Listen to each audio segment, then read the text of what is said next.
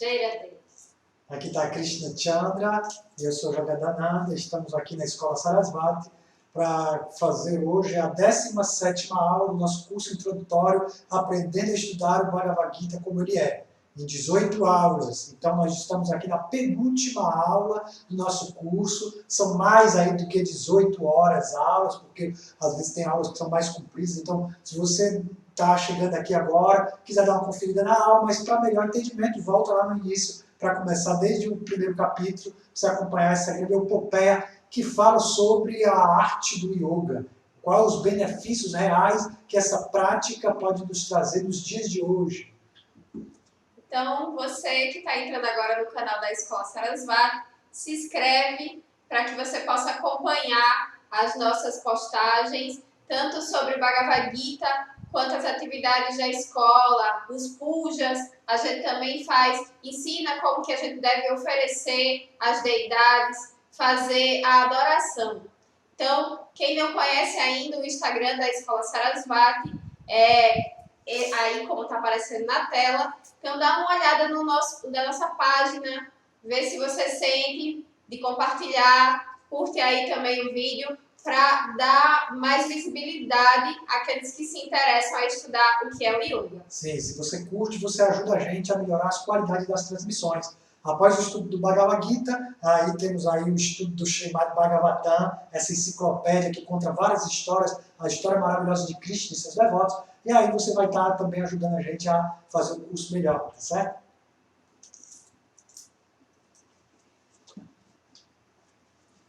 Então a gente inicia o estudo do Bhagavad Gita cantando o mantra que evoca a consciência divina.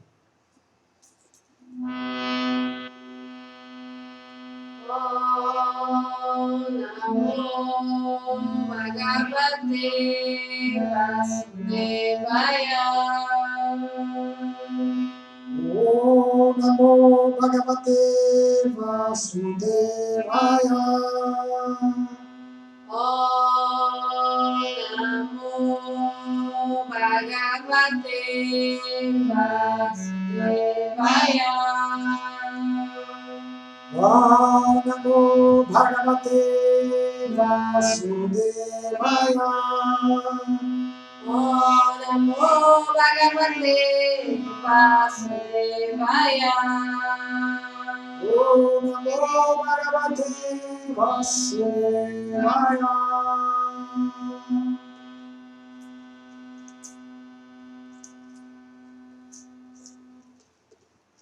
Bhagavad Gita como ele é. 17º capítulo, as divisões da fé. Então, Arjuna tem uma dúvida e ele pergunta ao Senhor Krishna qual é a posição daqueles que têm fé em algo que não é escritural. Então, a primeira sessão temática vai dos versos 2 ao 6 e Krishna responde que aquele cuja fé não é escritural poderá ter 3 tipos de fé conforme o modo da natureza material que o governa.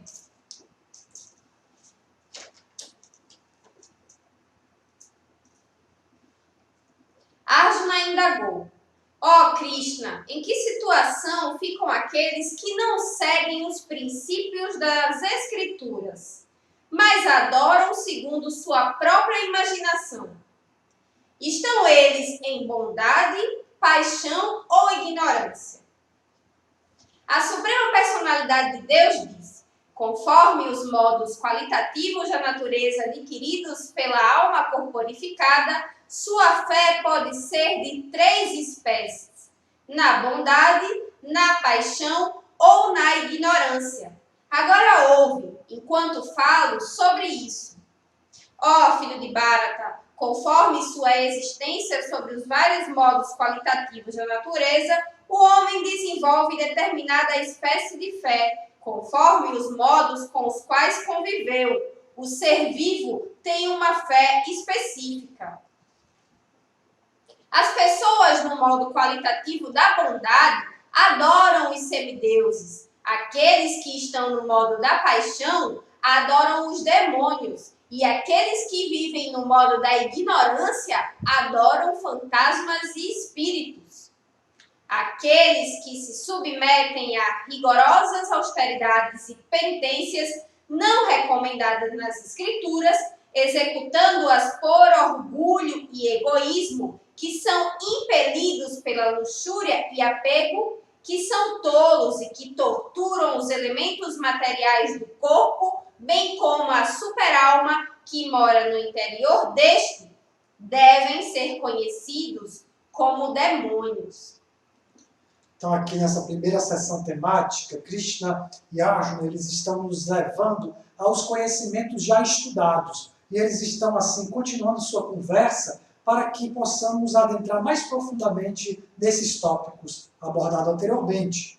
Então, no início do capítulo passado, no primeiro verso, Krishna ele começa descrevendo as qualidades divinas, para diferenciar entre qualidades divinas e demoníacas. Então, ele começa descrevendo a Arjuna quais são as qualidades divinas que devemos cultivar para transcender a natureza material. Então, um dos tópicos que Krishna aborda é que o estudo dos Vedas, ou seja, o estudo dessa tradição de conhecimento espiritual baseado nas escrituras védicas, é como uma qualidade divina, ou como a qualidade de alguém que está buscando cultivar o conhecimento transcendental. Então, o estudo das escrituras é considerado uma qualidade divina, e Krishna vai descrevendo a Arjuna no início do capítulo passado diversas qualidades divinas que estão descritas nos Vedas, que estão descritas nas escrituras reveladas da prática do yoga. Então, Arjuna, aqui, ele já baseado no estudo anterior do outro capítulo ainda que Krishna descreveu os 3 modos da natureza material, ele descreveu pormenorizadamente aí o estudo da bondade, da paixão e da ignorância.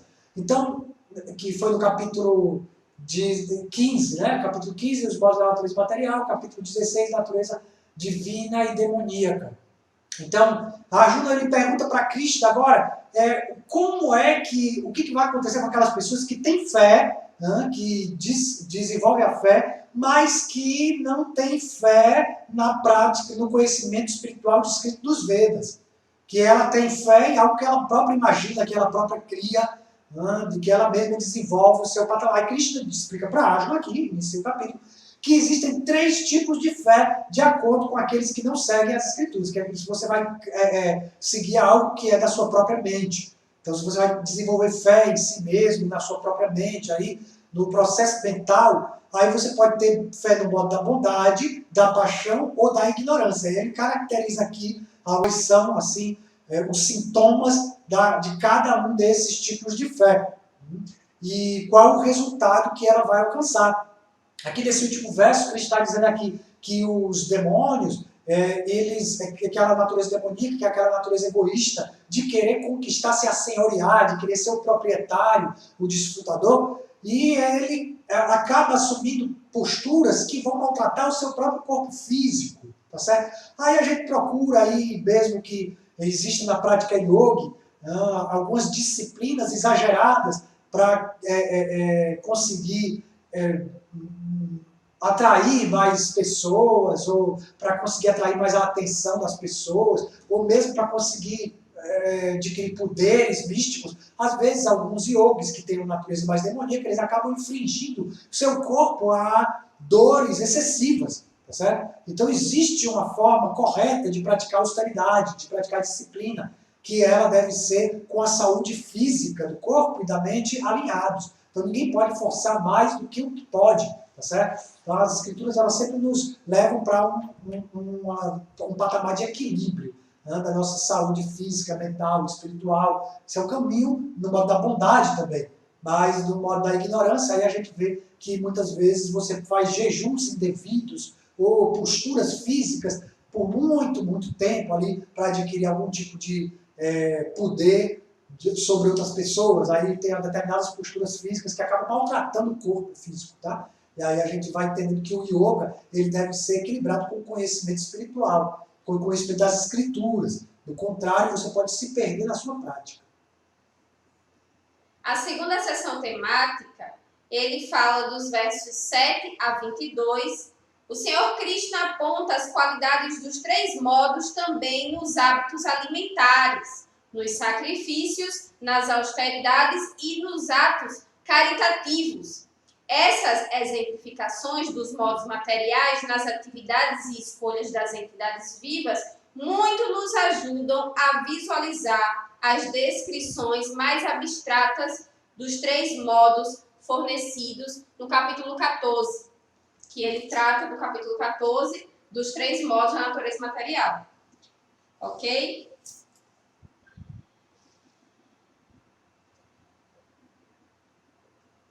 Mesmo o alimento que cada pessoa profere é de três espécies, conforme os três modos qualitativos da natureza material.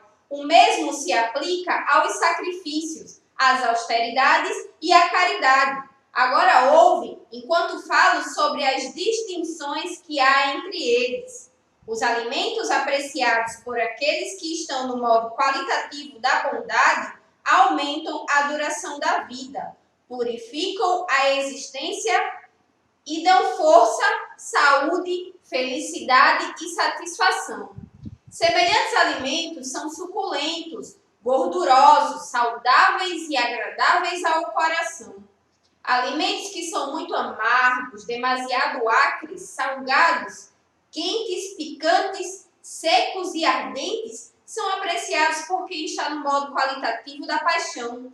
Tais alimentos causam sofrimento, miséria e doença. Alimento preparado mais de 3 horas antes de ser ingerido, alimento insípido, decomposto e putrefato, e aquele que consiste em refugos e substâncias intocáveis, atrai aqueles que estão no modo da escuridão.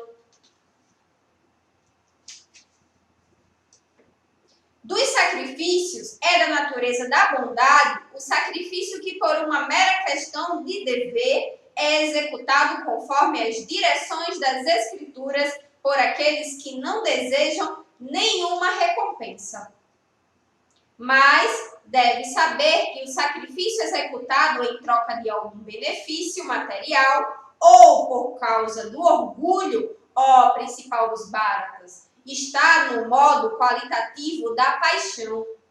Considera-se que todo sacrifício executado sem que se levem em consideração as direções das Escrituras, sem que se distribua a prachada, alimento espiritual, sem que se cantem os hinos védicos, sem que se remunerem os sacerdotes e sem que se tenha fé, está no modo qualitativo da ignorância.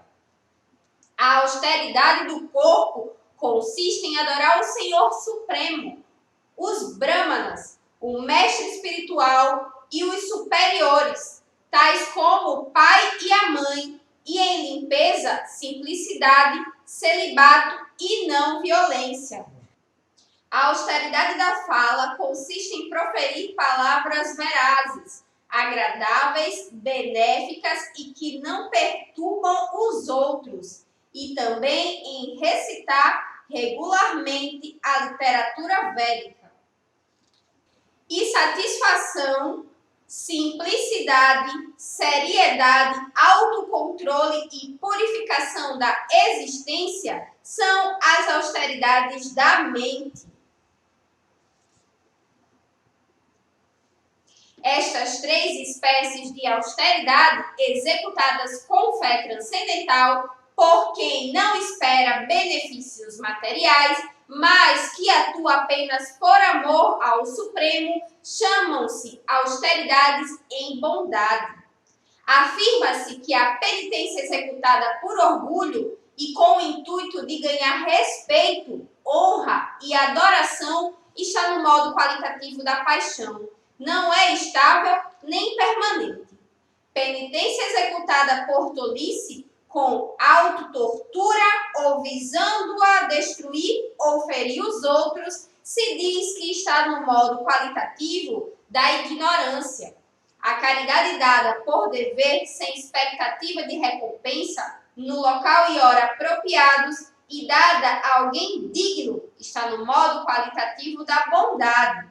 Mas a caridade executada com expectativa de alguma recompensa ou com desejo de resultados fruitivos, ou com má vontade, disse que é caridade no modo qualitativo da paixão. E a caridade executada em lugar impuro, em hora imprópria e feita a pessoas indignas ou sem a devida atenção e respeito, se diz que está no modo qualitativo da ignorância. Então aí tivemos a segunda sessão temática, onde você vê Krishna fazendo a descrição mais pormenorizada ainda dos modos da natureza material, como eles atuam em todas as nossas atitudes, em todos os nossos atos da nossa vida. Então, Krishna ele começou aí descrevendo as preparações culinárias específicas para cada pessoa, para cada modo da natureza material. Aí a gente estuda lá no Ayurveda, na ciência da medicina védica, aí a constituição dos alimentos saudáveis para o nosso corpo. E a pessoa que não segue os padrões da escritura revelada, como ela descreve ali um alimento do modo da bondade, acaba atraindo para a sua vida práticas alimentares que são em modos inferiores da natureza. Tá certo? Por que ele começou descrevendo aí também a alimentação? A alimentação ela tem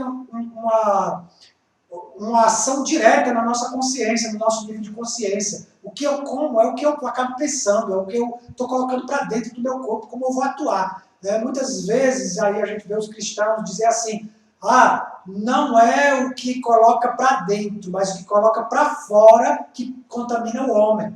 Mas pare para pensar, se eu só colocar coisa ruim, eu não vou colocar para fora coisa ruim? Então, o coração vai falar aquilo que está cheio.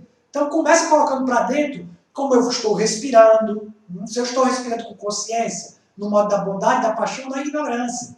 Se eu estou me alimentando no modo da bondade, da paixão, da ignorância, tudo isso vai refletir. Se eu estou comendo a carne de um animal que foi sacrificado ali sem nenhuma ritualística, apenas de uma forma industrializada, uma matança industrial, que foi ali simplesmente para vender mais produtos, para as pessoas consumirem mais, uma carne cheia de estresse, muitas vezes guardada durante meses dentro de um frigobar, dentro de um reservatório de gelo, e aquele animal passou por um grande estresse, entrou numa fila, viu os parentes dele morrendo naquela fila, e toda aquela adrenalina vai negativamente para cá, e você ingere aquilo, vai colocar para fora a violência também. Acaba se tornando uma pessoa que se esquenta a cabeça, você está entendendo? Então, para você ficar mais na bondade, para ficar mais tranquilo, é bom ter uma alimentação também. E os sabores da culinária, elas também têm uma influência direta na nossa forma de ver o mundo. Se você tem um paladar que exige temperos mais fortes, que exige coisas mais picantes, adstringentes, e, como ele falou aqui, salgado, você está com o paladar viciado, precisa muito do açúcar, precisa muito do sal, tá entendendo? Então tudo isso aí interfere no seu bem-estar físico, emocional, a pressão aumenta, assim, a glicose, vem uma série de doenças, porque o paladar está viciado. Então, na cultura espiritual do yoga, a gente aprende a ter um paladar mais refinado, a ter uma alimentação mais balanceada, uma alimentação. E tudo isso aí, o paladar, a forma que a gente se alimenta, tem uma comparação com a vida espiritual, que são os diversos sabores espirituais que a gente experimenta nos nossos níveis de meditação. Nos níveis de meditação, você poderá experimentar o que se chama rasa. Essa é a ciência do Tantra, a ciência da degustação do espírito, dos prazeres espirituais. O prazer espiritual é o prazer do ser, não é o prazer do ter, nem de fazer. Eu sou feliz porque eu faço determinada coisa. Aí se acontece de eu perder minha mão, não posso mais fazer aquilo que eu gostava. Tipo, eu toco violão, aí eu perdi um dedo, não posso mais tocar. Aí agora eu fico triste, porque então a minha felicidade está instável, aí depende de algo que eu faço ou deixo de fazer. Ou tenho ou deixo de ter. Porque se eu tiver dinheiro, hoje eu vou estar feliz, se amanhã eu estou liso, aí eu vou estar triste. Então, aí tem que entender que a felicidade espiritual está no ser. É simplesmente de ser. Independente do que eu faço ou deixo de fazer, do que eu tenho ou deixo de ter. Então, essa é uma felicidade mais refinada. E o sabor do raça. Aí existem diversos níveis de raça, que são os tipos de amor. A gente sabe que aqui nesse mundo, por exemplo, a gente tem o amor neutro, de neutralidade que a gente tem com a sociedade que a gente vive, com a pátria que a gente nasce, com o mundo, com a natureza. Aí a gente tem um amor de servidão aí, muitas vezes com a nossa família, com os nossos pais, com os nossos sentidos. A gente às vezes está servindo nossos sentidos, você vai parar para pensar, ver como que a sua língua pede para você tomar um milkshake, você vai lá e gasta seu dinheiro comprando um milkshake para satisfazer a sua língua, que não é de fato o seu desejo, porque você sabe que tem diabetes, por exemplo, aqui, né? Aí você sabe que não deveria tomar, mas você toma, porque você está escravizado pela língua. Então, a gente está servindo diferentes pessoas, mesmo a nossa pátria, como já foi falado aí, tem uma amor de neutralidade, mas tem uma amor de servidão também. A pátria, mesmo você vai ter que servir a pátria, mesmo que não queira, se acontecer uma guerra, você é chamado para servir, ou diferentes situações. E você tem o amor aí paternal, de pai, de mãe, com o seu avô, com a sua avó. Tem diversos tipos de relacionamento, tem amor, relacionamento com amigo, de amizade. Cada um desses relacionamentos é uma graça. Assim, tem o amor conjugal também, com a sua esposa, com o seu namorado. Assim, você experimenta diversos tipos de sabores desse amor. Tem os graças espirituais, que eles são comparados aos sabores da culinária.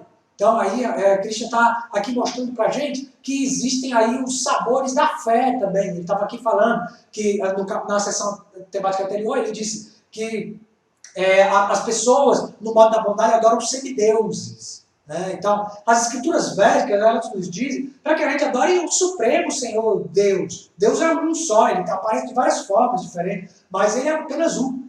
Mas você adorar um semideus é quando você se volta para uma força da natureza específica, desejando que aquela força da natureza lhe conceda um benefício material temporário. Porque a adoração a Deus, meu amado, minha amada, a adoração a Deus, ela exige da gente uma rendição, para dizer de fato que você está adorando Deus, mesmo o único, onipotente. Você precisa ter uma atitude de rendição, de abrir mão do controle, de aceitar a vontade dele, porque do contrário você vai ficar indignado pensando por que Deus faz isso comigo, por que Deus não fez assim comigo, por que ele não atendeu o meu pedido. Aí você perde sua fé enfraquece. Você deve aceitar tudo que acontece na sua vida como misericórdia de Cristo, como misericórdia do Senhor Supremo, sabendo que tudo que ele faz para você é bom. Tem aquela história do rei que tinha um ministro que dizia para ele tudo que Deus faz é bom. Ele gostava muito dos conceitos desse ministro. Mas um dia, caçando, ele cortava a mata e cortou o próprio dedo. E aí perdeu o dedo. Aí o ministro disse, mas meu querido rei, tudo que Deus faz é bom. Aí ele, o quê? Você está dizendo que eu perdi meu dedo? É bom? Vai para calabouço. Aí mandou para o calabouço o ministro dele. Ficou preso lá durante muito tempo. E o rei continuou as suas caças e um dia foi capturado por uma tribo de canibais. E eles queriam oferecer o rei para o demônio que eles adoravam. Aqui também Cristo diz que aqueles que adoram no modo da ignorância adoram demônios. Demônios são aqueles seres que vão fazer acordos com você, vai fazer, você me dá, eu lhe dou isso, mas em troca você vai fazer tal serviço para mim, uma maldade, uma coisa assim. Assim, então, às vezes existem rituais de magia negra que oferecem sangue de um animal ali em sacrifício, e aquilo para obter um benefício material. Então você oferece aquele sangue para um demônio determinado e aquele ser vai lhe trazer algum... ou ilusoriamente você vai achar que está sendo beneficiado de alguma forma, mas que na verdade você está apenas se enredando num modo de degradação da alma, né? Em prol de satisfazer os desejos aí, egoístas seus. Então esse rei foi capturado e a ser oferecido esse demônio, mas quando os canibais viram que faltava um dedo na mão dele, aí ele disse assim, não pode oferecer. Aí liberaram o rei. E ele foi salvo, aí o rei soltou um ministro e disse, rapaz, realmente você disse que tudo que Deus faz é bom. E ainda bem que eu cortei o dedo, mas você ficou preso aí, o que foi bom para você? Rapaz, eu sempre ia com o senhor para casa, se eu tenho o meu dedo tudo, e eu ia acabar sendo preso. Aí foi tudo certo. Então a gente aprende assim, que essas histórias, elas ilustram assim, porque a gente entende que às vezes a gente não está vendo por que aquilo que Deus está fazendo comigo é bom. Mas a gente tem que ter fé, aí você trabalha a sua confiança, na sua rendição espiritual. Quanto mais você se rende, quanto mais você abre mão dos seus desejos pessoais, mais você consegue ter a visão de Deus, a visão da compaixão, a visão do perdão, aceitar o que uma determinada pessoa fez com você na sua vida. A gente estuda aqui o Tantra também na escola Sarasvati, a gente estuda o Bhakti Tantra. Então a gente entende que ali a gente vai precisar trabalhar os chakras. E o Muladhara Chakra trabalha muito com a mãe. Então a gente perdoar a nossa mãe, aprender a perdoar os nossos ancestrais, que nos exigem posturas sociais, que acabaram nos fazendo traumas. Aí tem um grupo aí na Escola Sagrada que trabalha o sagrado masculino, que é os Amigos de Cristo. Aí tem também o grupo das meninas, que é as Amigas Irádicas. Então, nesses dois grupos, aí a gente trabalha as necessidades daquela alma que está corporificada em um determinado corpo, seja um corpo de mulher, seja um corpo de homem. Como que a gente pode trabalhar o perdão? Né? Muita gente hoje falando sobre sagrado feminino, minhas reverências a todas as meninas que estão aí, as mulheres que estão tentando trilhar o caminho do despertar. Mas uma coisa que a gente tem percebido e que os Vedas, as escrituras nos falam, é sobre a compaixão da deusa. Então, mais do que levantar uma arma do matriarcado contra um patriarcado deturpado, é aceitar a arma da compaixão, que a arma da deusa principal é a compaixão. Né? Então, ter compaixão sobre aquele sagrado, aquele masculino deturpado, para poder encontrar a cura desse sagrado masculino também. Então, a gente achar aí o meio termo dos modos da natureza material, porque se eu simplesmente querer revidar contra aquele machismo, como aquela ideia de machismo, com a ideia feminista, aí eu vou estar simplesmente travando outra batalha, reproduzindo aquelas dores do passado que já foram causadas em mim, que eu vou causar novamente no outro. Então, tudo isso aí é o estudo que Cristo está descrevendo aqui. Estudo dos modos da natureza material em todos os nossos atos, em todas as nossas formas de perceber o mundo. Então, aprender as qualidades divinas, como no capítulo anterior que Cristo já falou, as qualidades divinas, que são a compaixão, o perdão, tá? A tolerância, a aceitação, o estudo das Escrituras. Porque se eu não estudo as Escrituras, eu não vou ter uma fé transcendental. As Escrituras reveladas, que versam sobre o conhecimento espiritual da prática do yoga, ela não vai nos levar acima dos 3 modos, como diz assim, transcendental. O que quer dizer transcendental? Transcendental quer dizer que está acima dos 3 modos da natureza material. Está acima da bondade, da paixão e da ignorância. Mas se eu quiser inventar o meu próprio processo a realização de estar na moda, não precisa de mestre espiritual. Por quê? Por que as pessoas dizem isso, que não precisa de mestre espiritual? Se mesmo na vida material eu preciso de um professor, se eu quiser ter um diploma, eu preciso ir para uma faculdade, uma universidade, eu vou ter que passar pela disciplina, né, de baixar minha cabeça para alguém que sabe mais. E ainda mais na vida espiritual, que nos exige humildade, a humildade do discipulado. Uma pessoa não pode se tornar mestre se ela não for discípulo. Cristo já ensinou isso lá no 4º capítulo. Para ser o mestre é aquele que seguiu o discipulado, que é o discípulo. Aquele que é o discípulo, ele acaba se tornando mestre, porque ele vai formar outros discípulos. Ele inspira a disciplina. Ele inspira disciplina. Cura aquele que inspira disciplina. Mas pela frustração com falsos mestres, com pessoas que vêm querer usar do conhecimento das Escrituras para se aproveitar e controlar o emocional dos outros. Então, por conta desse mau caratismo, a gente perde a fé total. Né? Mas a gente deve aprender que existe uma sucessão discipular, uma sucessão de mestres e discípulos, que vem passando de eras milenares até chegar hoje em dia. E aquele que está transmitindo o conhecimento de acordo com o que foi recebido dentro das Escrituras deve ser aceito como mestre espiritual fidedigno. Mestre espiritual fidedigno é aquele que transmite o conhecimento tal qual ele recebeu do seu mestre. E que ele recebeu do seu mestre até chegar na raiz dessa sucessão, que é o seu Krishna. Então aí você tem um conhecimento transcendental, que está além dos 3 modos da natureza material. Mas se eu quiser inventar o meu próprio método, Prabhupada compara isso a uma caixa do correio. Se eu for até uma caixa do correio autorizada e colocar minha carta vai chegar no destino. Mas se eu quiser fazer uma caixa de papelão e inventar minha própria caixa do correio, aí dificilmente a minha carta do correio vai chegar lá no destino. Então aí a gente entende que existe aí, dentro das religiões, das formas de religação com Deus, da yoga criada, né? Eu criei o método de yoga. Né? Existe a tradição do yoga, ela foi dada por Deus. Então a gente não deve dizer que criou o método de yoga. A gente deve seguir aquele método de yoga que foi dado pelo mestre espiritual, que recebeu da fonte, tá certo? Criar um método de yoga é simplesmente uma forma de você juntar uma ideia com outra. Mas o yoga ele já foi dado por Deus. Tá? Então, cada um vai desenvolver a sua própria prática. Isso se chama Bhajan Paripati. Cada um tem uma forma individual e única de realizar yoga. Porque eu tenho um corpo físico diferente do dela. Então, de acordo com o conhecimento escritural que a gente recebe da prática do yoga, eu vou ter a minha prática pessoal de yoga, que vai ser única, exclusiva. E quando eu transmito esse conhecimento para outra pessoa, a pessoa vai ter o seu método único e individual de fazer. Cada pessoa tem um modo único individual de fazer yoga, mas yoga é dado por Deus, não foi inventado por ninguém. Então esse aí é o conhecimento verdadeiro. De que é a prática do yoga? A prática do yoga é um conhecimento dado pelas escrituras.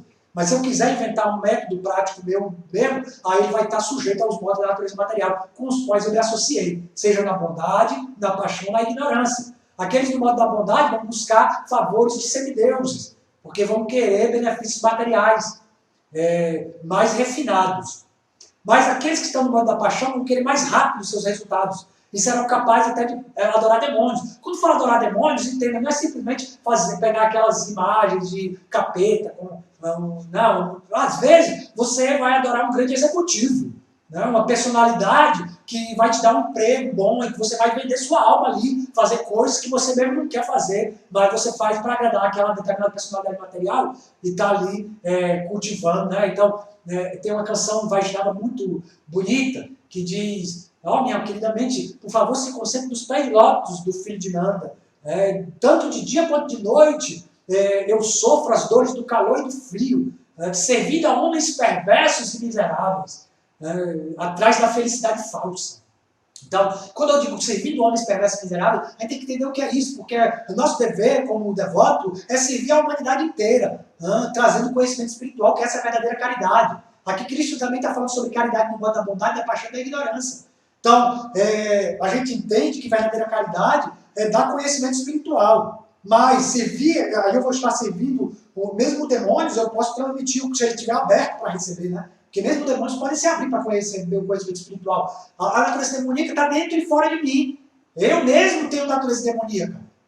Muitas vezes eu estou praticando tanto, eu escuto dizer a Shiva é facilmente satisfeito. Cante o Namah Shivaya, que ele vai te dar qualquer coisa que você deseja, sem levar em consideração se vai te fazer bem ou mal. Aí eu vou querer cantar. Mas se eu escutar dizer, canta Hare Krishna, Krishna Krishna, Hare Hare, Hare Rama, Rama Rama, Hare Hare. Que Krishna você vai te guiar para o caminho correto. E se algo que você estiver pedindo a ele vê que não é bom para você, ele vai te proteger, ele não vai te dar. E se ele vê que é mal para você ter dinheiro, ele vai te deixar pobre. Mas se ele vê que você vai se ocupar aquela riqueza a serviço de Deus, a serviço dos outros, aí ele vai te dar dinheiro. De acordo com o que vai te fazer bem ou com o que vai te fazer mal, Krishna vai te dar. Aí é diferente de Shiva, né? Shiva é Deus, mas ele está ali na matéria. Ele está participando da criação da existência desse mundo material. E esse mundo material é feito de ignorância. Por isso que Shiva toma conta do mundo da ignorância. É muito arriscado adorar somente Shiva, sem o conhecimento dado por Krishna. Porque, do contrário, você pode se perder em desejos materiais. Né? E muitas histórias mostram como que isso aconteceu, demônios que adoraram Shiva através desses desejos materiais e que tiveram que acabar sendo eliminados por o Senhor Vishnu. Tá certo? Então, o conhecimento do Tantra nos mostra isso, que uma ciência ela pode ser usada tanto para o bem quanto para o mal. Então a gente aprende aqui a trilhar o caminho da luz. O caminho das Escrituras é o caminho revelado por Deus, o caminho dado nas Escrituras Sagradas. Entenda que Shiva é o nosso mestre espiritual supremo, que ele nos guia para a suprema luz. Né? Mas aí, às vezes, ele vai deixar você passar por aperto, né, te dando aquilo que você quer, te dando corda, para mais na frente você entender que estava errado, que era tudo uma ilusão. Né? Então, a gente tem que estar trilhando esse caminho da compreensão das Escrituras. Senão a gente se perde. Esses diferentes sabores que a língua está ávida por experimentar. Nossa língua quer experimentar sabores que fazem mal para o nosso corpo. E Cristo está dando esse exemplo aqui, dos sabores do modo da paixão, da ignorância, da bondade. Né? Lembrando que no Ayurveda tem uma alimentação saudável para cada tipo de dosha, para cada tipo de corpo. Um corpo que está a biologia do corpo da bondade, da paixão e da ignorância, Kapha, Vata e Pitta. Então existe um tipo de alimentação específica ali. Então Cristo está nos lembrando que as Escrituras nos descrevem tudo o que é necessário para se viver bem aqui na Terra. Então o conhecimento do yoga abarca tudo isso, até mesmo da caridade, da penitência. Se eu faço uma penitência, uma austeridade, guiada apenas pelos meus desejos, eu posso causar dor ao meu corpo físico, fazer um jejum demasiadamente intenso. Não, existem jejuns equilibrados, dias específicos para se praticar o jejum. De acordo com o calendário lunar, se quiser entrar aí no grupo da Escola Sarasvati, no WhatsApp, a gente está sempre compartilhando aí os dias de Ekadasi, os dias de aparecimento de Deus, de Shiva, de Krishna, né? E aí a gente vai fazer jejuns apropriados para essa prática, para esse tipo de adoração. E a caridade também, Porque às vezes a gente diz que fora da caridade não há salvação. Mas a gente tem que entender que a caridade também ela deve ser no modo transcendental da natureza. A verdadeira caridade é a caridade que ilumina aquela pessoa, que traz conhecimento. Se eu simplesmente sirvo um bife de carne para aquela pessoa, eu estou dando caridade, mas estou sacrificando um animal também. Então, será qual é o nível de natureza material que eu estou aí? Né? Dando ali o alimento para quem tem fome, mas é um alimento que vai fazer mal para ele, que matou outro ser vivo, que alimentou uma indústria de matança. Que tipo de esmola que eu estou dando? É para me ser reconhecido pela sociedade? É para as pessoas dizerem, como ele é caridoso? Que tipo? Porque São Francisco de Assis falou isso para Santa Clara. Não, uma vez Santa Clara, antes de se converter mesmo, Santa Clara gostava já de fazer caridade, mas ela era muito rica e tudo, e ele disse para ela, essa caridade que você faz é simplesmente uma exibição social, mas é a caridade mesmo que vem da alma, né, que é a que o apóstolo Paulo ensina, né, na Bíblia, na sua carta aí do Novo Testamento, ele escreveu que se eu tiver, mesmo que eu seja caridoso, tenho todos os meus bens para os pobres, se eu não tiver amor, nada serei. Então o amor divino aí que é o que transcende os modos da natureza, que é o que as escrituras sagradas estão nos conduzindo para o despertar verdadeiro do amor divino. Então, na nossa terceira e última sessão temática, que vai do verso 23 a 28, Krishna conclui apresentando a Arjuna a definição da tradicional expressão Om Tat Sat e diz que sacrifícios, caridade e penitência realizados sem fé no Supremo, sem um objetivo superior, são inúteis, o que é um convite a que adotemos diretamente a consciência de Krishna, em vez de optarmos por algum roteiro de purificação gradual.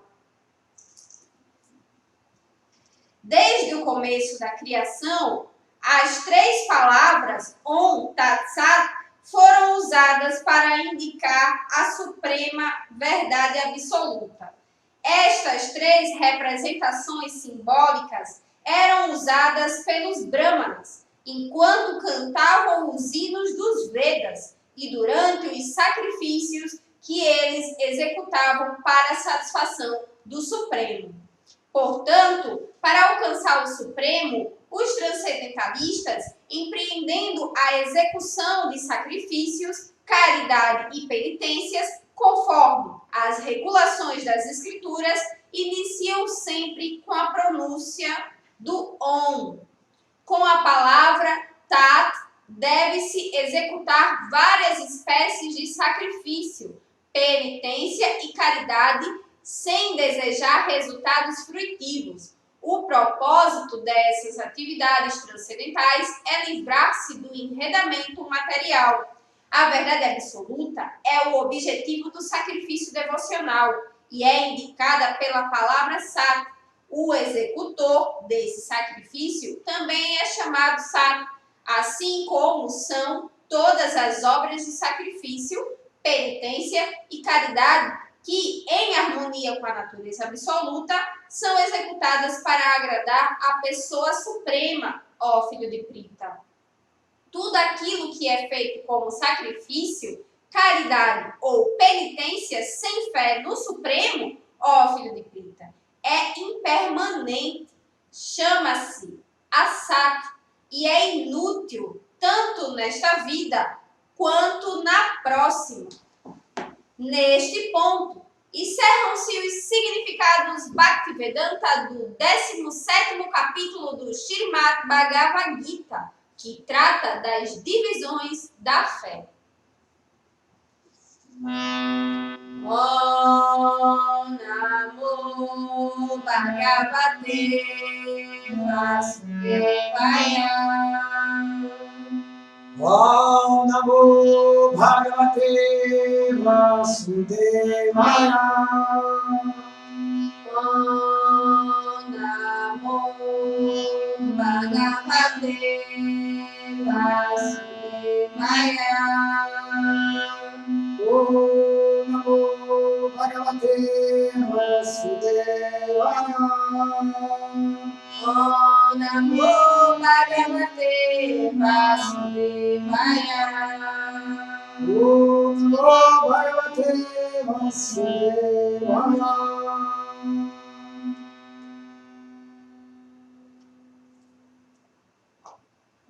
Então aqui Krishna faz referência a essas 3 palavras que são usadas por aqueles que estudam as escrituras, que são vedantistas da vida espiritual, como para afirmar o que é falado. Então, Om Tat Sat, onde Om seria assim o som da vibração original do universo.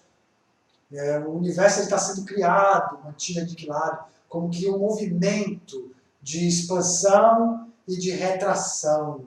Então ele se expande, se retrai nesse som universal, que está vibrando dentro e fora das nossas células. Om.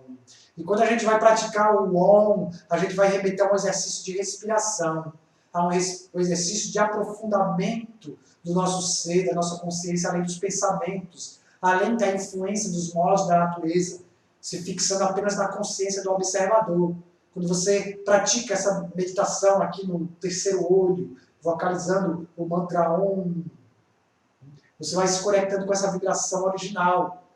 E Tat significa que isto, Sat, Satya é a verdade, ou isto é a verdade. Então, essa verdade está presente em tudo, em todos os lugares, dentro e fora de mim. No momento presente, no momento passado, no momento futuro, ou Tat Sat. Isso nos conecta com o conhecimento transcendental, com o conhecimento que está além da matéria. É isso, para aí que as escrituras nos guiam. A todas as atividades de sacrifício, de caridade, de penitência, de escrita das escrituras, são guiadas em prol da devoção ao divino, são guiadas com o cuidado da disciplina da devoção ao divino, ao supremo. Por isso todas as palavras, as orações, os hinos védicos iniciam com o Om, para nos trazer, nos remeter a esse estado profundo de consciência além dos modos da natureza material. E nos ensinar aí a nos situarmos numa fé que está além da natureza material. Então, quando a gente adquire fé no conhecimento espiritual, do Bhagavad Gita, inicialmente a gente vai ter o que se chama de Laukika Shraddha. Shraddha quer dizer fé, e Laukika quer dizer uma fé instável, uma fé material, que é motivada por algum interesse. Lá no 7º capítulo, Krishna disse que 4 tipos de pessoas se interessam pelo conhecimento espiritual. O aflito, o inquisitivo, o que busca riqueza e o que busca conhecimento. Então, todos esses 4, eles têm objetivos materiais a serem alcançados. Eles desejam algo para obter um resultado. Mas, quando ele começa a estudar o conhecimento espiritual, ele abandona sua motivação material e acaba enxergando o benefício espiritual, que é do amor divino, que é realmente entregar-se. O amor é a entrega total, a falta de interesse próprio, mas o interesse, sim, de servir, de estar ali atuando, que é a prática do serviço devocional. Então, esse grande tesouro do amor sagrado é despertado aos poucos. No início, a gente tem o que se chama Laukika Shraddha.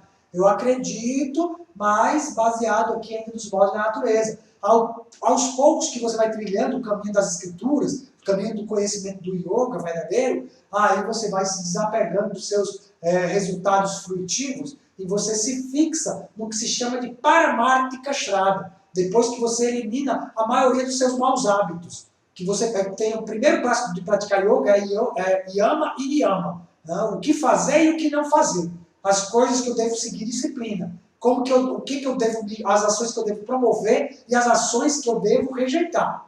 Então, existem aí vícios a serem rejeitados, austeridades a serem executadas, certo? Então, essa guiança aí vai purificando nosso coração dos anartas, que são os maus hábitos, a dúvida, a incerteza, o medo. Tudo isso são inimigos que vão ser eliminados. E quando você tem quase completamente eliminado esses obstáculos do coração, você alcança o que chama Paramartika Shrada. Alcança o estado de Nishta, que é a firmeza no caminho. E ela tem a fé transcendental aos modos da natureza material. E aí nós devemos nos esforçar ao máximo, o mais rápido possível, alcançar esse estágio de Paramartika Shrada. E se torna um devoto de pelo menos de segunda classe. Nós temos aqueles bhaktas que são de terceira, de segunda e de primeira classe. Assim como tem os 3 modos da natureza material. Então você tem o devoto de terceira classe, que é um devoto que tem a fé instável. De acordo com o grau de fé, o yogi vê o seu avanço. De acordo com o que ele avança. Kanishta, Madhyama, intermediário e Uttama, que são medidos através da sua fé. O grau de fé. Quanto mais fé você tem, mais avançado você está na escala espiritual. Então, se você é um devoto de terceira classe, o Kanishta Adhikari, você deve se esforçar ao máximo para alcançar pelo menos a plataforma de segunda classe, que é a fé transcendental, que está além da argumentação lógica. Mesmo que alguém chegue para você e argumente logicamente de que Deus não existe, a sua fé não é abandonada, porque você já alcançou a sua realização. Então, execute teu sadhana, canta tua japa, segue as escrituras, o jejum. Diz que as escrituras não inventa jejum. Não inventa austeridades que maltratem o teu corpo. Tá? Segue o sistema de yoga descrito nas escrituras, não um sistema de yoga inventado pela sua mente. Humildemente, eu peço para que você siga o caminho da devoção sagrada, que vai nos libertar e libertar o mundo. Vai beneficiar não só você, mas beneficiar o mundo inteiro, que é o caminho do amor divino, o caminho da entrega, da rendição ao mestre espiritual que abençoa o mundo inteiro. Jai Radha. Jai Radha. Gratidão, pessoal, pela presença, a todos os estudantes do curso introdutório Aprendendo a Estudar o Bhagavad Gita como ele é. E estamos agora concluindo, só falta um capítulo para a gente concluir esse curso introdutório. Então, a gente quer agradecer aqui a todos que participaram, que nos incentivaram em estar fazendo esse serviço devocional ao Senhor Supremo. Perdoe aí qualquer ofensa que a gente cometa no transcurso desse nosso dever, que é compartilhar o conhecimento védico, tal qual recebemos do nosso mestre espiritual, e aqui, aos pés da Mãe Sarasvati, da deusa do conhecimento, pedindo as bênçãos para todos nós que estamos aí nessa corrente de estudo das escrituras sagradas, do cultivo de conhecimento espiritual, no meio dessa pandemia onde as pessoas estão sendo assoladas pela depressão, assoladas pelo medo, e aí aqui a gente está trazendo esse estudo que iniciou antes de pensarmos em uma pandemia, a gente iniciou esse estudo aí no dia de Sarasvati dele, estamos aí chegando na reta final, o próximo capítulo é o último, agradecendo, pedindo perdão pelas ofensas, porque às vezes quando a gente está transmitindo conhecimento, de acordo com a nossa capacidade, a gente acaba ofendendo alguém aí, porque a gente se expressa mal, mas eu peço aí desculpas, tá? A gente está só tentando seguir o mestre espiritual e o conhecimento das escrituras, sabe? Jai Radha.